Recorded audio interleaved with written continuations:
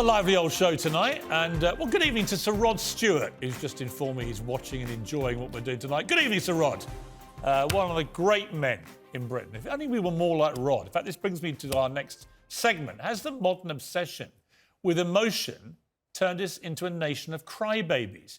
Well, here with me are tonight's pack. Talk TV contributor Esther Crackett, still with me, political journalist Ava Santina, my self-declared battle axe, I'm assured, author and broadcaster Christine Hamilton. I don't want to call you that and you burst into tears. It would rather kill the segment, Christine. This all comes apart because Sheila Hancock said it's become fashionable, almost a badge of honour to blub in public.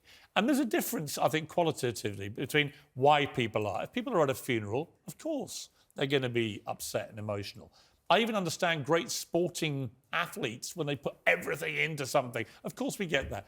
That's not what she's talking about. She's talking about the general run-of-the-mill kind of what I would call virtue signalling tears, where Hancock was a good example, wasn't he? When he cried to me on Good Morning Britain about the first vaccine and there were no tears.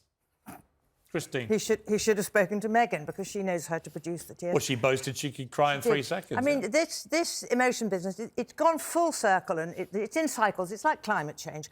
Apparently, back in the first Elizabethan age, the Italians who came here were astonished at how emotional we were. Now, coming from Italians, that's pretty rich. Then it all went completely back in the other direction, the Victorian age and empire, etc., and we all became very stoic and the stiff upper lip, etc., etc. And then we had 2 world wars where that was a very admirable virtue and we wouldn't have got through them without it.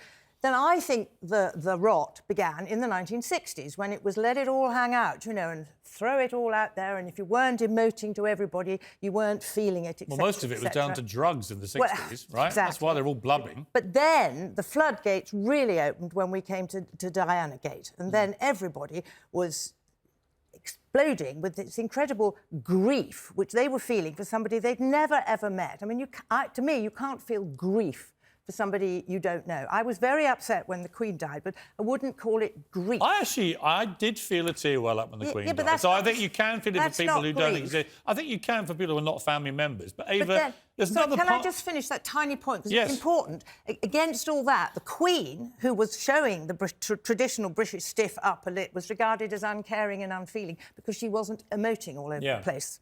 Yeah. Sorry to interrupt. No, you didn't. You didn't at all. I don't know about that. I think I would actually say I would only implore a stiff upper lip when it comes to things like the Queen dying. I think Sheila Hancock, who's come out with this bizarre comment about us somehow being softer than we were before, is the one who says she was crying when the Queen died. That, to me, is quite pathetic. I actually think my generation is a lot stronger than those that have gone before. Really? And hang on, I would just like to say, Christine, I do think it was slightly disingenuous to say that we had a stiff upper lip during the wars. I mean, in the First World War, after that, we had awful PTSD, and actually, you'd find men on the streets crying, and that is documented widely in literature. Yeah. So I'm not so sure about your accounts. No, but all I'm saying is that this goes in secular cycles, as it were, and that the real floodgates opened after Diana, but it started in the 60s.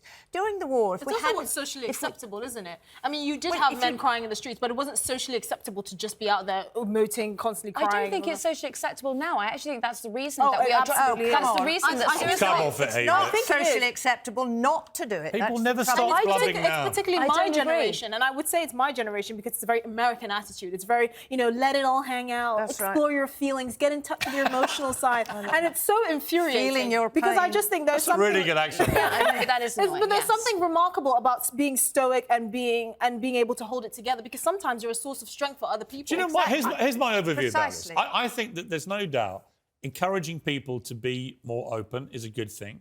I've got no problem with that. I think that there's no doubt that men in particular perhaps felt a bit repressed. They weren't able to show. I get all that. That's fine. And I'm not against that at all. But I do think that when it comes to the stiff upper lip, it's become a stick to beat people with, that is somehow offensive to have a stiff upper lip, that it's always a malevolent thing. I don't think it is. No. I actually think if you're able to control your emotions most of the time and not just constantly cry about things, that's quite a good thing too. Who has ever said that? Do you not remember when... Every time I mention stiff upper lip, honestly, Twitter goes berserk. No, that's ridiculous. When How dare Osborne cried at Margaret Thatcher's funeral, he was ridiculed, and rightly so, because it was incredibly embarrassing. That needed a stiff upper lip. I mean, come on. Sorry, who cried at Margaret? George Osborne. George Osborne. Oh, well. I do think it's a generational I'll tell you, I definitely think it's my generation. The absolute classic movie, Stiff Upper Lip, was, of course, Brief Encounter, with all that repressed emotion. One of the most wonderful movies that's ever been made. If that was made now, the Celia Johnson character would have her kit off in the station. I just think, you know what, I think here's what I think we've lost. You're talking about this generation being stronger. I mean, maybe they are in some ways. I think the problem has become that if you actually go the other way and you say, right, dust yourself down, get back up, do the old Rocky Balboa. It's not how often you get knocked down, it's how many times you get back up and keep moving forward. If you can do that without blubbing all over the place, people now, they criticise you for having that attitude. They think, what, are you telling people to man up? I'm like, well, for want of a better phrase, Who why is not? telling you that? You've that? no idea the abuse I get when I say stuff like that. But maybe man up is not exactly the most appropriate. I think stiff upper lip is fine. Man up, you're essentially saying to a generation where suicide rates are going through the roof that their emotions aren't valid. Yeah, but actually... It's not about no emotions aren't being valid. It's not about people who feel suicidal. It's about when you play sport, for instance, at school. I can remember all the sports teachers like, get up, man up, get on with it. Nothing wrong with that, right? It doesn't mean you're somehow weak, inferior individual. It means get a grip of yourself and get back in.